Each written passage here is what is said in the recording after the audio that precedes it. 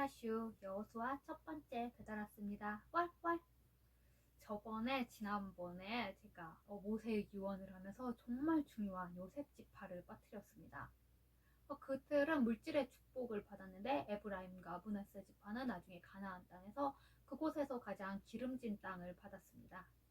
모세 이후 새 지도자로 등장한 여호수아. 그의 지휘 아래 이스라엘은 가나안 정복 전쟁이라는 성전을 수행합니다. 지금의 우리의 눈으로는 마치 하나님께서 제국주의를 지향하시는 것처럼 보입니다. 그런데 그때의 가나안은 정말 현대의 우리가 눈뜨고 볼 수 없을 만큼 타락하였습니다. 그들은 성적으로도 굉장히 음란하였고 도덕도 없고 법도 없는 그런 상태였습니다. 그래서 하나님께서는 이스라엘을 하나의 도구로 쓰신 것입니다. 여호수아는 성도들이 하나님의 도우심으로 이 땅의 악한 것들을 물리치고 하나님 나라를 건설하고 그 땅에서 영원히 산다는 천국 사상을 예표하고 있습니다. 이러한 본문은 다음과 같은 내용으로 구성이 됩니다. 이스라엘 전 민족은 전략적 요충지를 점령하고 정착의 기반을 마련합니다. 그리고 12지파가 가나안 땅을 각각 분배를 받습니다. 그리고 단독으로 혹은 주변 지파와 연합하여 가나안 땅의 미정복지를 점차적으로 정복해 나갑니다. 여호수아 1장은 가나안 입성 명령과 그 준비에 관한 내용입니다. 모세가 고령의 나이로 무례하게 산행을 하다가 죽었습니다. 그건 아니고 무리바에서 바위를 하나님께서 명하여 물을 내라고 하셨는데 바위로 이렇게 쳤죠. 그래서 이제 가나안 땅에 들어가지 못하고 이제 죽습니다. 그리고 나서 이스라엘 백성들은 30일간 그를 위해 애도를 합니다. 이 애도 기간은 회개의 기간이기도 하였습니다. 모세의 죽음으로 40년간의 출애굽 시대는 마감하고 여호수아를 새 지도자로 하는 가나안 정복 시대가 열립니다. 여호수아 1장 1절. 모세가 죽고 하나님께서 모세의 보좌관 여호수아를 새 지도자로 세우십니다. 여호수아는 에브라임 지파 눈의 아들로 그의 본명은 호세아입니다.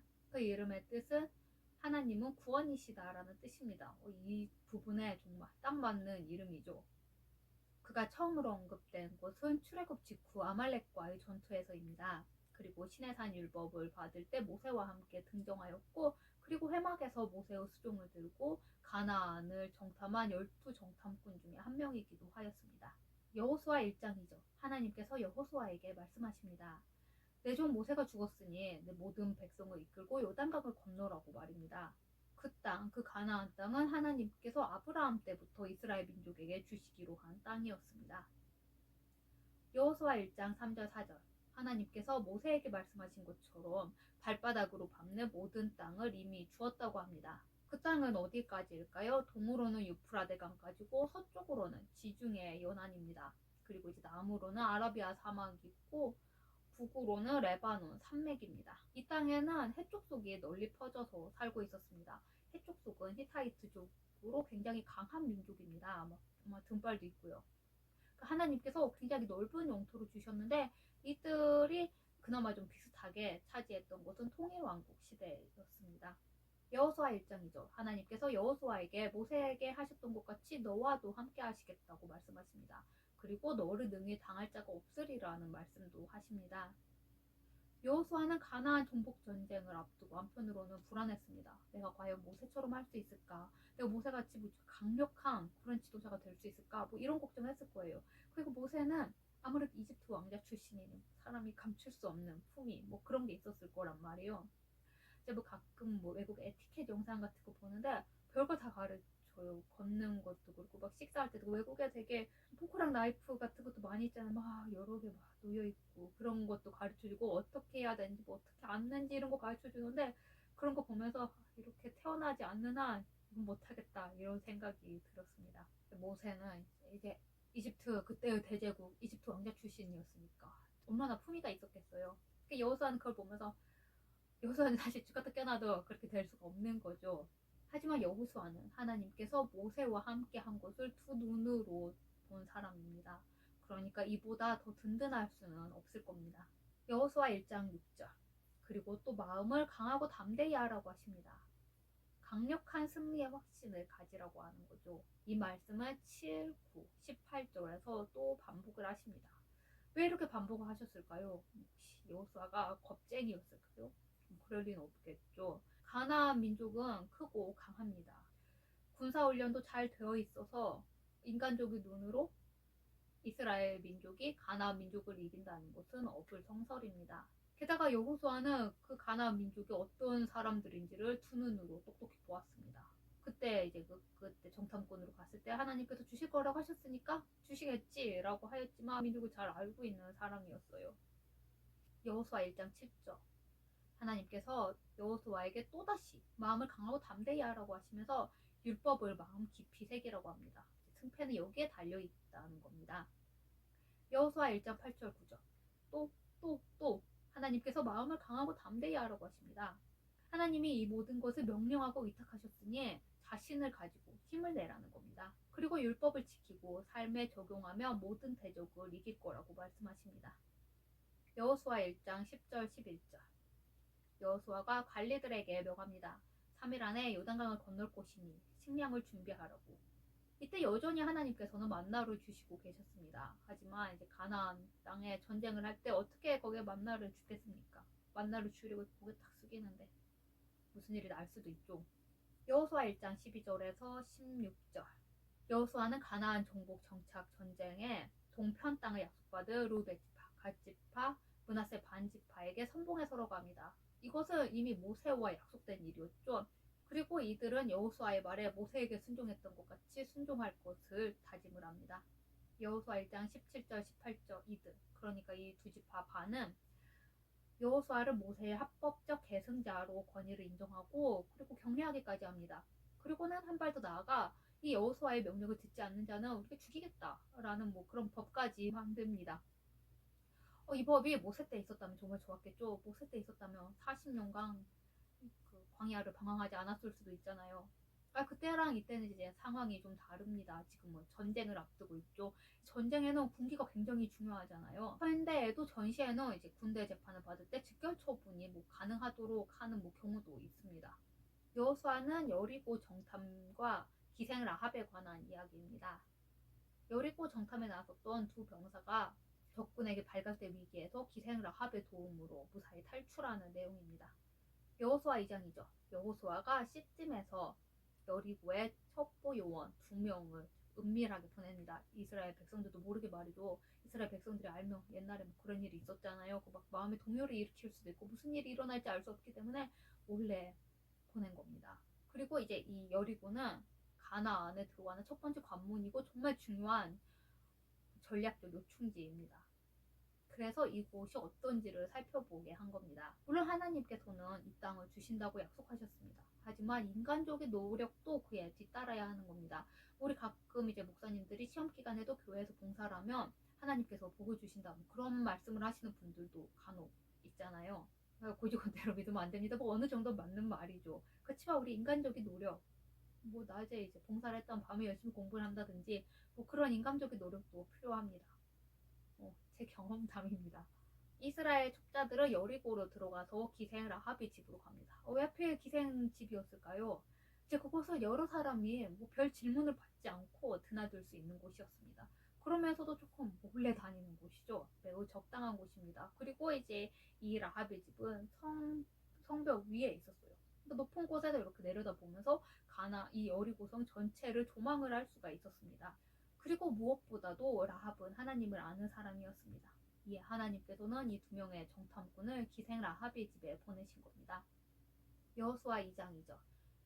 여리고는 이스라엘이 시딤에 진친 것을 보고 경비를 삼엄하게 하고 있었습니다. 그러니까 이 정탐꾼들이 그들에게 들키는 것은 시간 문제였습니다. 아니나 다를까 이들이 라합의 집에 들어간 지 얼마 안 되어 누군가가 왕에게 이스라엘 사람 몇 명이 이 땅을 엿보러 왔다고 왕에게 고합니다. 이에 왕이 라합의 집에 수색꾼들을 보냅니다. 그리고는 라합에게 너희 집에 수상 적은 사람들이 있으니까 끌어내라고 합니다. 라합은 선택의 기로에 선 것입니다. 여호수아 2장 4절 6절 그러나 라합은 이미 첩자들을 지붕의 3대 밑에 숨겼습니다.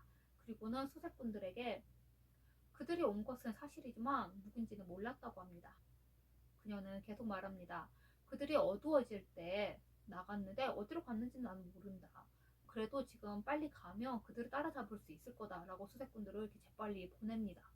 라합이 정말 똑똑하고 지혜롭게 했죠. 만약에 그들이 누구지 모르겠다라고 딱 잡아댔으면 수색꾼들이 집을 뒤졌을지도 모를 일인데요. 여호수아 2장 7절. 마음이 급한 수색대는 라합의 재촉에 따라 요단 나루터까지 이 정탐꾼들을 쫓아갑니다. 그리고 성문을 닫아 정탐꾼들의 퇴로를 차단합니다. 여호수아 2장 8절. 라합이 지붕에 있는 정탐꾼들에게 말합니다. 그때의 지붕은 평평하고 또 외부에 계단도 있었습니다. 그래서 이제 누군가가 자기의 굉장히 적당한 곳이었죠. 여호수아 2장 9절에서 13절. 이제 라합이 말합니다. 하나님께서 이 땅을 너희에게 주신 줄을 잘 안다. 우리는 너희 때문에 간답이 녹을 만큼 두려워하고 있다. 왜냐하면 홍해를 가른 곳을 알고 있고 아모리 왕 시온과 옥이 전멸당한 곳을 우리가 들어서 알고 있다. 너희의 하나님은 과연 상천하지의 하나님이시다. 그러니 내가 너희에게 은혜를 베푼 것 같이 너희도 나와 온 가족을 살려줄 것을 여호와의 이름으로 맹세하고 표를 달라고 요구합니다. 여리고성의 모든 사람들은 라합과 같이 하나님을 알고 있었습니다. 그러나 다른 사람들은 하나님을 단지 두려움의 대상으로만 인지하고 있었을 뿐입니다. 여호수아 2장 14절. 그러자 정탐꾼들은 라합이 배반하지만 않는다면 우리도 그 약속을 지킬 거라고 합니다. 하지만 만약에 이 일을 누설한다면 우리도 너희에게 맹세를 지킬 의무가 없다고 대답을 합니다. 이로써 라합과 정탐꾼들 사이에는 협상이 체결이 되었습니다. 여호수아 2장 15절. 이 시대 성읍은 4, 5m의 간격을 두고 성벽을 쌓아 올렸습니다. 그러니까 이렇게 공간이 있는 거예요, 성벽 위에. 그래서 거기에 큰 대들보를 놓고 그 위에 집을 짓기도 하였습니다.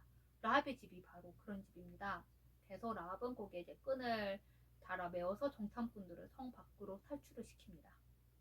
여호수아 2장 16절. 지금 수색대는 라합의 거짓 제보로 요단 나루터를 샅샅이 수색을 하고 있습니다.